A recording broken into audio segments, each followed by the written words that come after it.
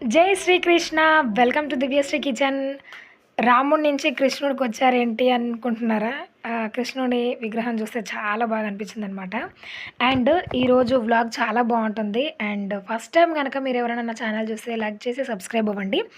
ఇంటి ముందు గడపకాడ గాజుతోటి చిన్నగా బాతులు వేయడానికి ట్రై చేద్దామని వేశానమాట. కొంచెం బాగానే వచ్చినట్టుగా అనిపించింది.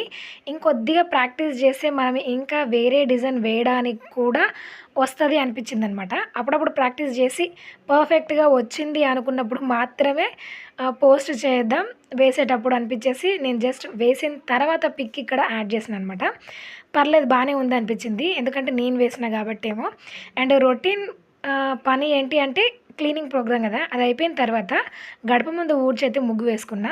చాలా చిన్నగా వేస్తే క్యూట్గా ఉంటుంది అనిపించేసి పెద్ద పెద్దగా హెవీగా తీగలు అలాంటివి చుక్కలు లేకుండా మామూలుగా నాకు నచ్చిన ముగ్గు అయితే చిన్నది వేసేసుకున్నా. అండ్ పెద్ద ముగ్గు కంటే కూడా చిన్న ముగ్గులు వేస్తేనే చూడటానికి చాలా బాగా అనిపిస్తాయి అన్నమాట.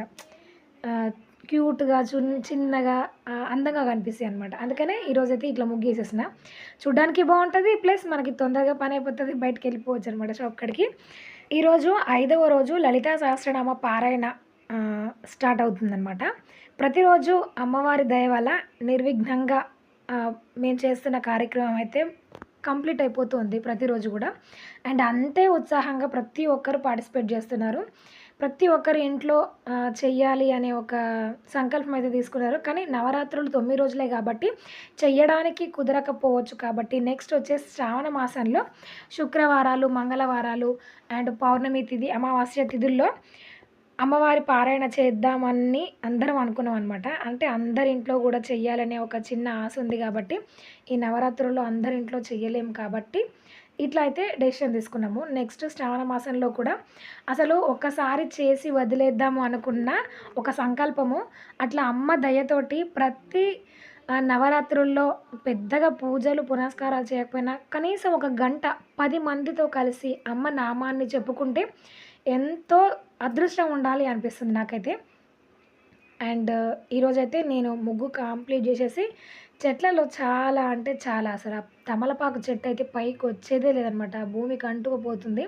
అందుకని అందులో ఉన్న చెత్త గిత్త అంత గడ్డి పూజలు అన్నీ తీసేసి కొంచెం చెట్ల కాడైతే నీట్గా చేసిన అనమాట. జై జన్మభూమి శ్రమదానం అని చెప్పేసి ఈరోజైతే మొత్తం క్లీనింగ్ ప్రోగ్రామ్ పెట్టుకున్న బయట కూడా. ఎంతైనా క్లీనింగ్ చేసిన తర్వాత అదేంటో తెలియని హ్యాపీ ఉంటుంది మనసుకైతే. అసలు అంతకుముందు చేద్దాం చేద్దాం చేద్దాం, అది ఇక్కడంతా డర్టీగా ఉంది, ఇక్కడంతా డర్టీగా ఉంది, ఎప్పుడు క్లీన్ చేయాలా అనిపిస్తుంది. లోపల ఏదో తెలియని ఒక ఇదిలా ఉంటుందన్నమాట. ఎప్పుడైతే క్లీన్ చేస్తామో ఎంత హాయిగా ఉంటుందంటే ఒక 2 రోజులు తినకపోయినా పర్వాలేదన్నంత హాయిగా ఉంటుందన్నమాట. అండ్ ఇంట్లో పని కంప్లీట్ చేసుకొని షాప్ కాడికి వెళ్ళిపోయినా. ఒక విషయం ఏం చెప్పాలి అంటే, నేను మొన్న పోస్ట్ పెట్టాను ఇట్లా పర్స్ వేస్ట్ వాటితో ఎలా కుట్టుకోవాలో. ప్రతి ఒక్కరు చాలా బాగుందని చెప్పారు. కానీ ఆ చెప్పే కాంప్లిమెంట్ ఏదో వాట్సాప్‌లోనో డైరెక్ట్‌గా కాకుండా యూట్యూబ్‌లోనే కామెంట్‌లో పెట్టుంటే బాగుండు అనిపించిందనమాట. అండ్ ఇందులో యూజ్ చేసింది 2 అంటే 2 మెటీరియలు. ఒకటి వేస్ట్ ప్లాస్టిక్ షీట్ తోటి అండ్ అలాగే మనము కుట్టుకోగా మిగిలిన ఒక డిజైనర్ క్లాత్ ఏదైనా దాంతోటి కుట్టుకోవచ్చు అనమాట. చాలా సింపుల్‌గా, అసలు మిషన్ టచ్ లేని వాళ్ళు కూడా కుట్టుకోవచ్చు. అయితే అది ఎలా కుట్టుకోవాలో మన ఛానల్‌లో ఉంది, ఒకసారి వెళ్ళి చూడండి. లింక్ కూడా డిస్క్రిప్షన్‌లో ఇస్తా.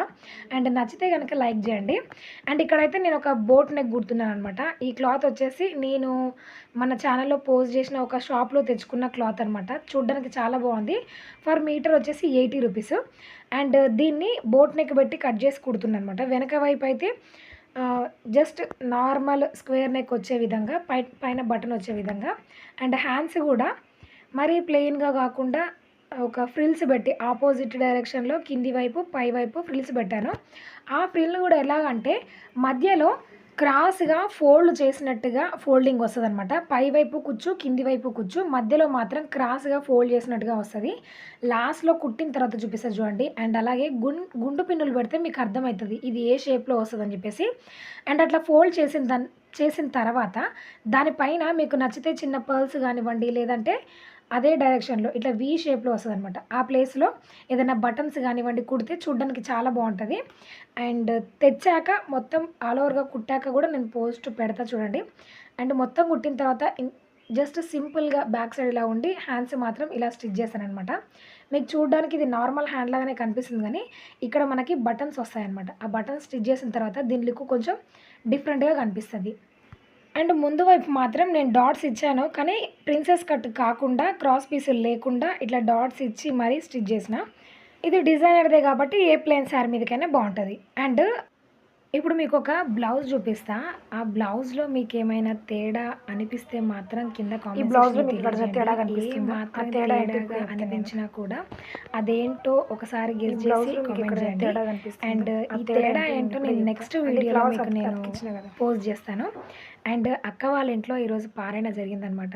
అండ్ ఈ కృష్ణుడు మాత్రం ఎంత అందంగా ఉన్నాడంటే నాకైతే చాలా అంటే చాలా బాగా నచ్చిందనమాట. అందుకనే స్పెషల్‌గా కృష్ణుడు మాత్రమే చాలా సేపు తీశాను.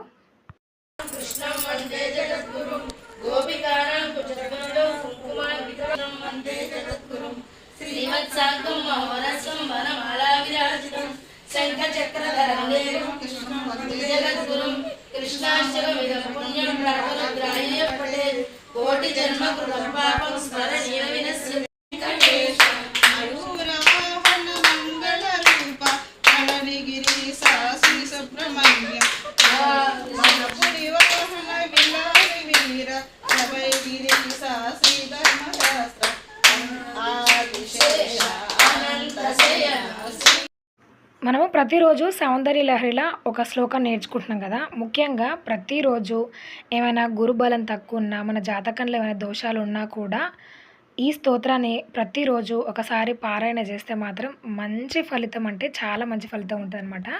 మనకి చాగంటి గారు కూడా చాలా ప్రవచనాల్లో చెప్పారు. ఆ స్తోత్రం ఏంటి అంటే దక్షిణామూర్తి స్తోత్రం. ఒక్క పాదం అయితే ఇక్కడ చెప్పుకుందాం. విశ్వం దర్పణ దృశ్యమాన నగరీ తుల్యం నిజాంతర్గతం పశ్యన్నాత్మని మాయయా బహిరివోద్భూతం యదా నిద్రయా యస్సాక్షాత్ కురుతే ప్రబోధ సమయే స్వాత్మానమేవాద్వయం తస్మై శ్రీ గురుమూర్తయే నమ ఇదం శ్రీ దక్షిణామూర్తయే. తస్మై శ్రీ గురుమూర్తయే నమ ఇదం శ్రీ దక్షిణామూర్తయే.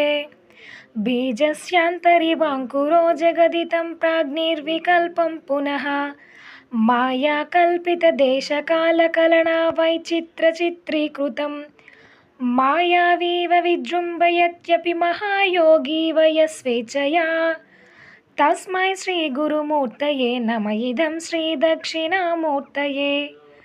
తస్మై శ్రీ గురుమూర్తయే నమ ఇదం శ్రీ దక్షిణామూర్తయే.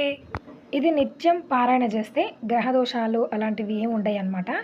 మా లలితా సహస్రనామ బ్యాచ్ ఒకరొకరిగా స్టార్ట్ అయ్యి చాలా పెద్ద గ్రూప్గా అయినందుకు చాలా సంతోషంగా ఉంది. మా లలితా సహస్రనామాల బ్యాచ్లో రోజు ఒకరు యాడ్ అవుతూ ఉంటే కొంచెం సంతోషంగా ఉందన్నమాట. అండ్ అమ్మవారి దయతోటి ప్రతిరోజు సహస్రనామాలు విజయవంతంగా ముగించేసుకుంటున్నాం అనమాట.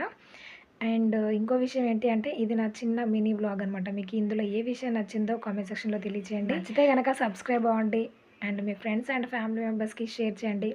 మరికొన్ని ఇలాంటి డిఫరెంట్ వీడియోస్ కోసం నా ఛానల్ని సబ్స్క్రైబ్ అవ్వండి. Thank you for watching. జై శ్రీరామ్, జై జై శ్రీరామ్. సర్వం శ్రీకృష్ణ పాదార విందార్పితమస్తు.